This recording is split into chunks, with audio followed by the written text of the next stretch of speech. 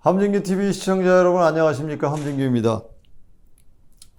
아직 함진규TV의 구독자가 아니신 분은 화면 아래 구독 버튼과 좋아요 꾹 눌러서 함진규TV를 응원해 주세요. 더 유익한 내용으로 여러분께 보답하도록 하겠습니다. 오늘은 한때 전성기를 누렸지만 이제는 거의 사라진 것처럼 보였던 통신기기 바로 삐삐에 대해서 이야기해 보려 합니다. 삐삐는 그 특유의 삐삐 소리 때문에 붙여진 이름인데요.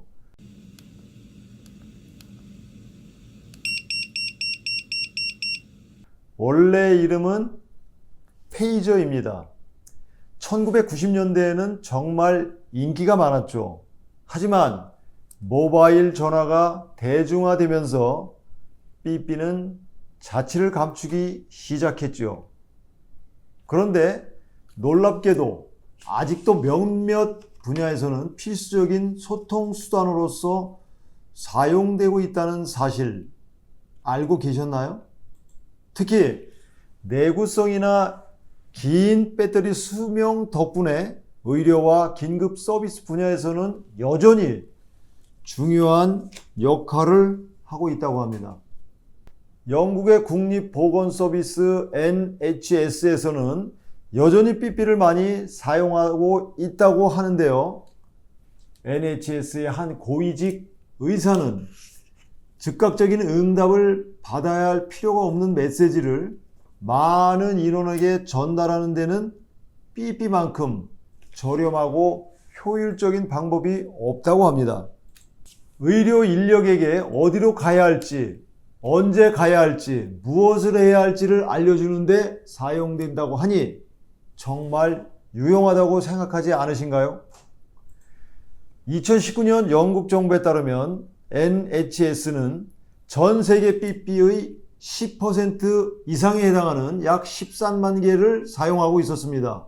비록 최신 수치는 확인되지 않았으나 여전히 상당한 수가 사용되고 있는 것으로 추정됩니다. 병원 응급실에서 근무하는 의사들은 대기 중일 때 삐삐를 휴대하며 긴급 상황 발생 시 삐삐는 사이렌을 울리고 음성 메시지를 전달해 의료팀 전체에게 동시에 경고를 보낼 수 있습니다. 이는 모바일 전화로는 불가능한 기능입니다. 최근 레바논의 무장단체 헤즈볼라가 사용하던 수천 개의 삐삐가 동시에 폭발해 적어도 9명이 사망하고 약 3,000명이 부상하는 사건이 발생해서 삐삐가 다시 주목을 받고 있습니다. 사람들은 이 기기가 아예 사라졌다고 생각했는데 의외로 많은 사람들이 사용하고 있다는 것이 놀랍고 또 무슨 마법처럼 동시에 수천 대가 터질 수 있다는 것에 더욱 놀란 듯합니다. 레바논의 한 고위 보안 소식통과 또 다른 소식통에 따르면 이 장치들에 설치된 폭발물은 이스라엘의 정보기관인 모사드가 설치한 것으로 알려졌습니다. 삐삐는 기본적으로 텍스트 메시지를 전송하는 기능에 중점을 둔 장치로 전통적으로는 사이렌 소리와 함께 간단한 숫자 메시지를 수신하는 방식이었습니다. 그러나 최근 삐삐 모델 중 일부는 단순한 텍스트 메시지를 넘어서 음성 메시지를 재생하거나 긴급 상황에서 큰 소리를 내어 경고를 전달하는 기능이 추가된 경우도 있습니다.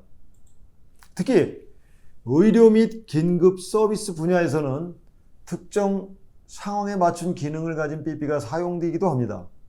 예를 들면 긴급 상황에서 삐삐가 큰 경고를 내거나 사전 녹음된 음성 메시지를 재생하여 신속하게 대응할 수 있도록 합니다. 하지만 일반적인 삐삐가 이러한 기능을 가지고 있는 것은 아니며 특수 목적에 맞게 개발된 장치에서만 해당 기능이 제공됩니다. 삐삐는 과거 범죄자들 사이에서도 인기가 많았는데요. GPS와 같은 추적 기술이 없어서 더 안전하다고 여겨졌기 때문입니다.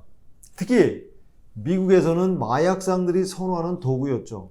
하지만 지금은 거의 모든 범죄자들이 번호폰이라고 불리는 일회용 휴대폰을 사용하고 있어서 삐삐의 사용은 많이 줄어들었습니다. 2023년의 시장 조사에 따르면 삐삐 시장은 여전히 존재하며 의료 분야에서의 수요 증가로 인해 앞으로도 꾸준히 성장할 것으로 예상됩니다.